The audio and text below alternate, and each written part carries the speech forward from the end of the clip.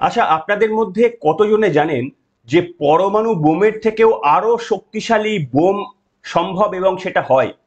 আপনাদের মধ্যে কতজন জানেন যে ভারতের হাতে সেই শক্তিশালী বোম রয়েছে?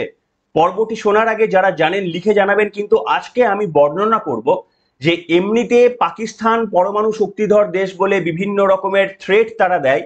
এই অপারেশন সিন্দুরের আগে পর্যন্ত তাদের প্রত্যেকটি মিলিটারি ব্যক্তি, রাজনৈতিক ব্যক্তিরা আমাদের থ্রেট দিত যে তাদের হাতে পরমাণু অস্ত্র রয়েছে, সেগুলো সাজিয়ে রাখার জন্য নয়, সেগুলো নাকি ভারতের দিকে তাক করা রয়েছে এবং যখন প্রয়োজন পড়বে সেগুলো তারা নাকি আমাদের দেশের দিকে সেগুলো ফেলে দিতে পারে বলে বারবার হুমকি দেয়। কিন্তু আপনারা কি জানেন যে একটা পরমাণু অস্ত্রের, একটা পরমাণু বোমের থেকেও 1000 গুণ শক্তিশালী বোম ভারতের হাতে রয়েছে? অন্তত ভারত সেটা দাবি করে। এমন কি তথ্য আপনাদের হাতে রয়েছে যে এক নিমিষে সেই বোমের কার্যকারিতায় গোটা পাকিস্তানের অর্ধেকটা উড়ে যেতে পারে? আপনারা কি সেই তথ্য জানেন? আমি আজকে সেই অজানা তথ্যটা বা আংশিক জানা তথ্যটা আপনাদের সামনে জানাবো, এবং সেটা জানার পর আপনারা বুঝতে পারবেন এই যে পাকিস্তানের থ্রেড, যেটা ভারতের প্রধানমন্ত্রী নরেন্দ্র মোদী বলেছেন যে এর পর থেকে পাকিস্তানের নিউক্লিয়ার থ্রেটকে আমরা মানব না। কেন এই কথা বলেছেন? পাকিস্তানের হাতেও কি এতটা শক্তিশালী বোম রয়েছে? কি সেই বোমের নাম কি বলা হয়? সেই বোমকে কেমন ভাবেই বা তৈরি করা হয়? আজকের পর্বে সেটাই আপনাদের সামনে বিশ্লেষণ করব। আপনারা তাজ্জব হয়ে যাবেন। নমস্কার, ওয়েলকাম টু সিম্পল এসজিবিসি। আপনাদের সকলকে স্বাগত জানিয়ে শুরু করছি অত্যন্ত গুরুত্বপূর্ণ একটি খবর। আমি আপনাদের সামনে একটি অংশ দেখাচ্ছি খবরের, দেখুন আপনারা। এটা হচ্ছে প্রতিরক্ষায় কতটা দক্ষ ভারত, সংঘাতের পর গোয়েন্দা তথ্য নয়াদিল্লির আরো এক শত্রু দেশকে পাঠিয়ে দিয়েছে পাকিস্তান। অর্থাৎ পাকিস্তান বলছে এই যে অপারেশন সিন্দুরের সময় তারা ভারতের পাইলটদের সক্ষমতা, ভারতের অস্ত্রশস্ত্রের কতটা গুণাবলী রয়েছে, কি কি ফিচার্স তারা ক্যাপচার করতে পেরেছে, ভারতের ডিফেন্স সিস্টেম কোথায় লুকিয়ে রয়েছে, এই সব তথ্য নাকি তাদের বাবা চীনের হাতে তুলে দিয়েছে। কেন না? পাকিস্তান নিজেরা একা লড়ার তারা সক্ষমতা ভারতের সঙ্গে দেখাতে পারে না, তাই সেই কারণে ভারতের সঙ্গে লড়তে তাদেরকে তুরস্ক কিংবা চীনের সাহায্য সবসময় নিতে হয়। আর এই জায়গায় দাঁড়িয়ে ভারতের একটা চিন্তার কারণ হয়ে দাঁড়িয়েছে বলে অনেকেই মনে করছেন যে এইটার জন্য ভারতের পরবর্তী যুদ্ধে যাওয়ার আগে প্রস্তুত রাখা প্রয়োজন। তার কারণ সব ইনফরমেশন গুলো পাকিস্তান চায়নার হাতে তুলে দিয়েছে, এমনটা দাবি করছে পাকিস্তানের প্রতিরক্ষা মন্ত্রী খোয়াজা আসিফ। তিনি সৌদিতে দেওয়া এক সাংবাদিককে এই তথ্য জানিয়ে বলেছেন আমরা সব তথ্য চীনের হাতে তুলে দিয়েছি। অর্থাৎ চীন এর পরে সেই অনুযায়ী ঘুঁটি সাজাবে পরবর্তী যুদ্ধের আগে। কিন্তু এই জায়গায় দাঁড়িয়ে আমার মনে হয়েছে আপনাদের জানানোটা। আপনারা কি জানেন যে আপনারা সকলেই একটা কমন জিনিস জানেন যে পরমাণু বোমা সেটা হচ্ছে পৃথিবীর সব থেকে শক্তিশালী বোমা। এই ধারণা যে ভুল, আপনাদের মধ্যে কতজন জানেন? আসলে একটা পরমাণু বোমার থেকে 1000 গুণ শক্তিশালী বোমা হচ্ছে হাইড্রোজেন বোমা। আপনাদের মধ্যে কতজন জানেন যে এই হাইড্রোজেন বোমা ভারত দাবি করে যে ভারতের হাতে এই হাইড্রোজেন বোমা রয়েছে?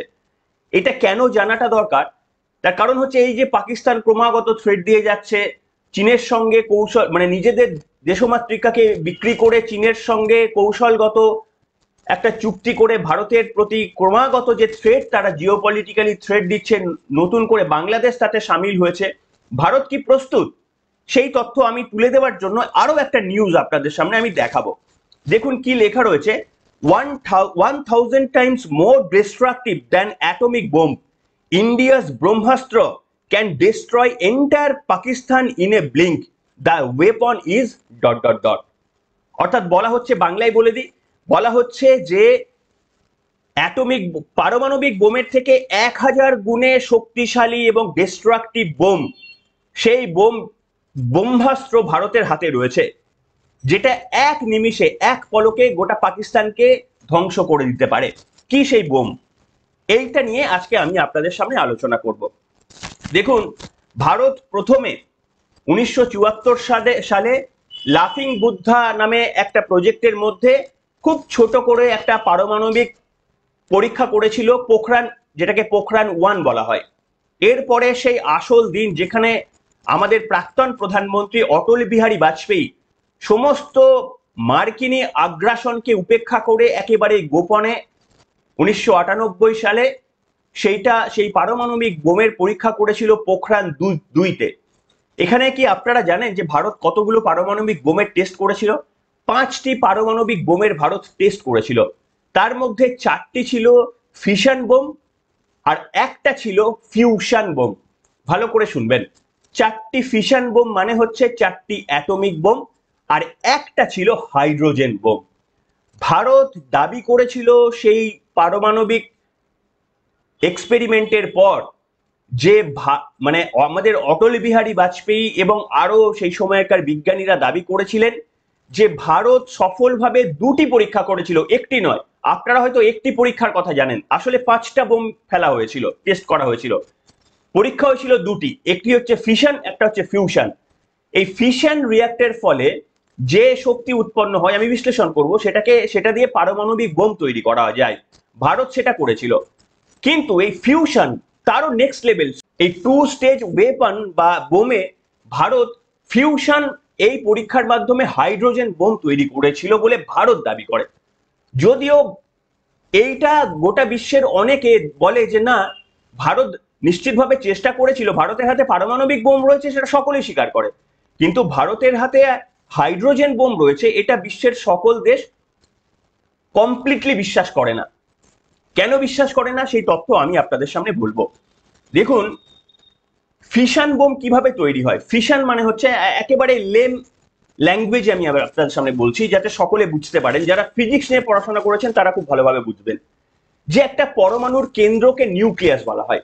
একটা নিউক্লিয়াসকে যখন একটা নিউক্লিয়াসকে ভেঙে দিয়ে দুটো ছোট নিউক্লিয়াস তৈরি করা হয়, এই সিস্টেমটাকে বলা হয় ফিশন। আরো একবার শুনুন, একটা বড় নিউক্লিয়াসকে ভেঙে দুটো ছোট নিউক্লিয়াস যে তৈরি করা হয় এটাকে বলে ফিশন। এই ফিশনের ফলে একটা বড় থেকে দুটো ছোট নিউক্লিয়াস ভাগ হয়ে যাবার সময় যে পরিমাণ শক্তি উৎপন্ন হয় সেই পরিমাণ শক্তি ব্যবহার করে পারমাণবিক বোমের সৃষ্টি করা হয়। ভারতের কাছে যে পারমাণবিক বোমগুলো রয়েছে সেগুলোর পারমাণবিক ক্ষমতা হচ্ছে 30 থেকে 45 কিলোটন। ভারতের হাতে যে পারমাণবিক বোমগুলো রয়েছে সেগুলোর পারমাণবিক ক্ষমতা 30 থেকে 45 কিলোটন। একবার ভেবে দেখুন। কেন ভেবে দেখার কথা বলছি? হিরোশিমাতে সেকেন্ড ওয়ার্ল্ড ওয়ারের সময় আমেরিকা হিরোশিমাতে যে পারমাণবিক বোম ফেলেছিল সেটা মাত্র 15 কিলোটনের ছিল। একবার ভাবুন, 15 কিলোটনের একটা পারমাণবিক বোম কতটা বিধ্বংসী লীলা চালিয়েছিল একটা গোটা হিরোশিমা, যদিও খুব বড় শহর নয়, একটা ছোট শহর হিরোশিমা এবং নাগাসাকি ধ্বংস হয়ে গিয়েছিল। দুটো পারমাণবিক বোম ফেলা হয়েছিল, তার ম্যাক্সিমাম ম্যাগনিটিউড ছিল 15 কিলোটন। এবার আপনারা ভাবুন যে ভারতের হাতে যে পারমাণবিক বোমগুলো রয়েছে সেটা দাবি করা হয় 30 থেকে 45 কিলোটনের। এবার আপনারা আরো একটুখানি কল্পনা করুন যে এই যে ফিশনের কথা বললাম, ফিশনে যে পরিমাণ শক্তি উৎপন্ন হয় সেটা দিয়ে একটা পরমাণু বোম তৈরি করা হয়, কিন্তু হাইড্রোজেন বোম কি করে তৈরি করা হয়? হাইড্রোজেন বোম তৈরি করা হয় একটা ফিশনের পর, অর্থাৎ একটা বড় নিউক্লিয়াস ভেঙে দুটো ছোট নিউক্লিয়াস তৈরি হওয়াতে যে পরিমাণ শক্তি উৎপন্ন হয় সেই শক্তি দিয়ে আবার দুটো নিউক্লিয়াসকে একসঙ্গে জুড়ে দিয়ে আরো একটা বড় নিউক্লিয়াস যখন তৈরি করা হয়, অর্থাৎ রিভার্স মেকানিজম, সেটাতে আরো বেশি শক্তি উৎপন্ন হয়। এটাকে ফিউশন বলে। ভালো করে বুঝুন, ভেঙে দেওয়াটাকে বলে ফিশন, আর জুড়ে দেওয়াটাকে, দুটো ছোট নিউক্লিয়াসকে জুড়ে একটা বড় নিউক্লিয়াস তৈরি করাটাকে বলে ফিউশন। ভারত ওই পোখরানের সময় ভারত দাবি করে আমরা একটা পারমাণবিক একটা হাইড্রোজেন বোমের টেস্ট করেছিলাম এই ফিউশন টেকনোলজিটাকে কাজে লাগিয়ে। ফিউশন টেকনোলজি বুঝলেন কেন 2 স্টেজ বলা হয়? প্রথম স্টেজ হচ্ছে যে একটা বড় নিউক্লিয়াসকে ছোট নিউক্লিয়াসে ভাগ করে শক্তি উৎপন্ন করা, এই শক্তি দিয়ে আবার দুটো নিউক্লিয়াসকে ছোট নিউক্লিয়াসকে জুড়ে একটা বড় নিউক্লিয়াস তৈরি করা, তাতে আরো বেশি পরিমাণে শক্তি উৎপন্ন হয় এবং সেটা 1000 গুণ বেশি। ভারত দাবি করে যে ভারত এই পরিমাণ শক্তি অর্জন করতে পেরেছিল এবং সেই শক্তি সেই 1998 সাল থেকে সেই ক্ষমতা ভারতের হাতে রয়েছে।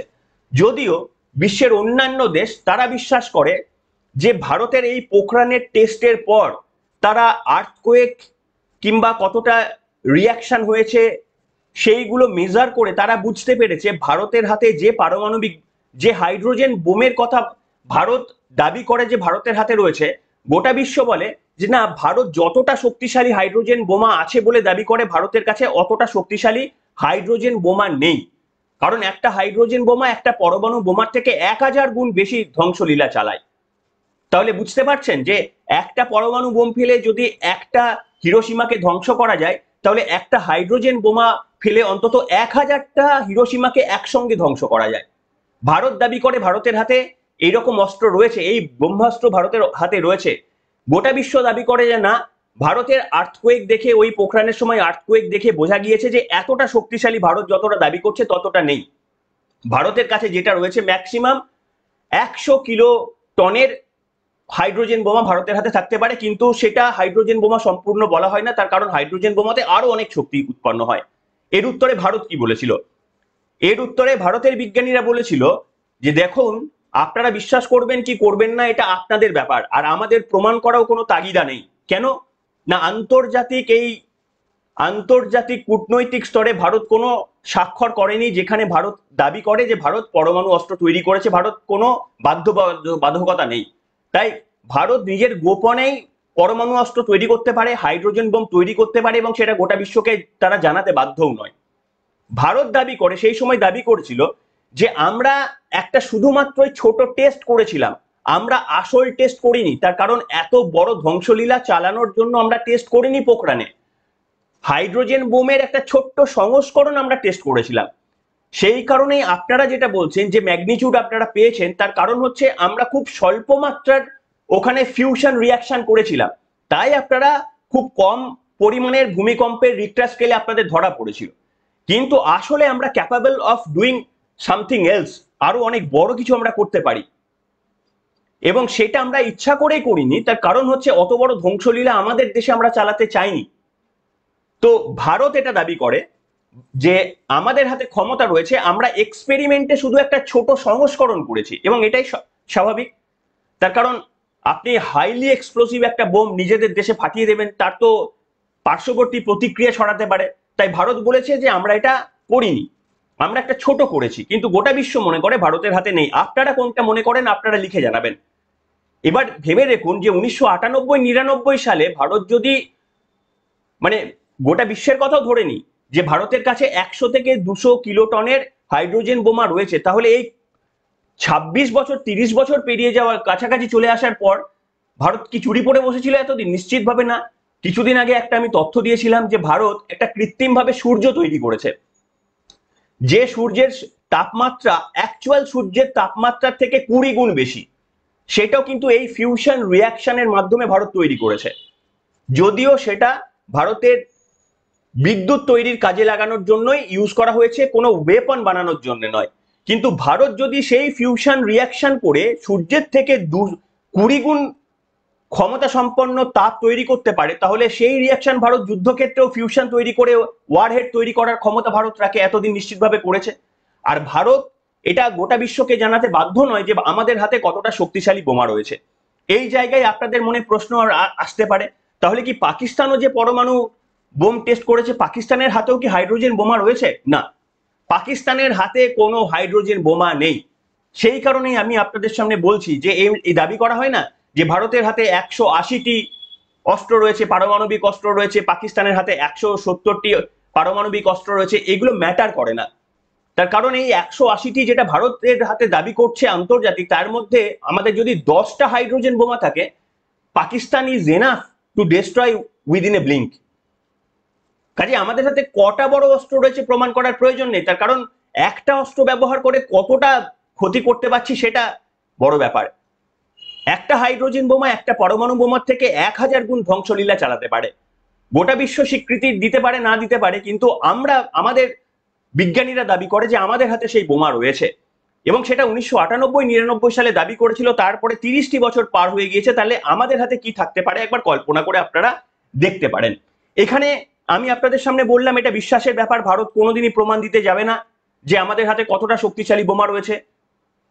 আবার অন্যান্য দেশগুলো প্রমাণ না পেয়ে তারা বিশ্বাস করবে না যে ভারতের হাতে শক্তিশালী বোমা রয়েছে কিনা। এটা আমার আপনার ব্যক্তিগত ব্যাপার। এই পুরো পর্বটা শোনার পর আপনারা কি মনে করছেন যে সত্যি কি ভারতের হাতে, যেটা ভারতের বিজ্ঞানীরা আব্দুল কালাম আজাদের মতো বিজ্ঞানীরা স্বীকার করে গিয়েছিলেন 1998-99 সালে, যে আমরা সাকসেস পেয়েছি হাইড্রোজেন বোমা বানাতে, আমরা সাকসেস পেয়েছি, কিন্তু আমরা ক্ষুদ্র সংস্করণ তার তৈরি করেছিলাম। আমরা তার ফুল ভার্সনটা ওখানে করা সম্ভব ছিল না আমাদের। সেটাই, সেই তত্ত্বে আপনারা বিশ্বাস করেন, নাকি পশ্চিমী দুনিয়া যেটা বলছে যে ভারত যতটা দাবি করছে অতটা ডিস্ট্রাকটিভ নয়? হ্যাঁ, পরমাণু বোমার থেকে নিশ্চিতভাবে ভারতের 100 গুণ ক্ষতি করার হাতে বোম রয়েছে তারা বিশ্বাস করে, কিন্তু 1000 গুণ ক্ষমতা রয়েছে ভারতের, সেটা তারা বিশ্বাস করে না। এইখানে আপনাদের মতামত কোনটা? আপনারা কোন তত্ত্বে বিশ্বাস করেন? আপনারা আজকের পর্বে লিখে জানাবেন। আর এই তত্ত্বটা কি আপনাদের জানা ছিল যে ভারতের হাতের হাইড্রোজেন বোমা, এই এই ব্রহ্মাস্ত্রটা কি আপনাদের জানা ছিল? যদি জানা আগে থেকেই থাকতো তাহলে খুবই ভালো ব্যাপার। যদি আমি আপনাদের জানাতে পারি কিছুটা নতুন তথ্য দিয়ে, তাহলে আজকের কমেন্টে আপনাদের সেই বক্তব্য আমি শুনতে চাই। এখনকার মতো এখানেই।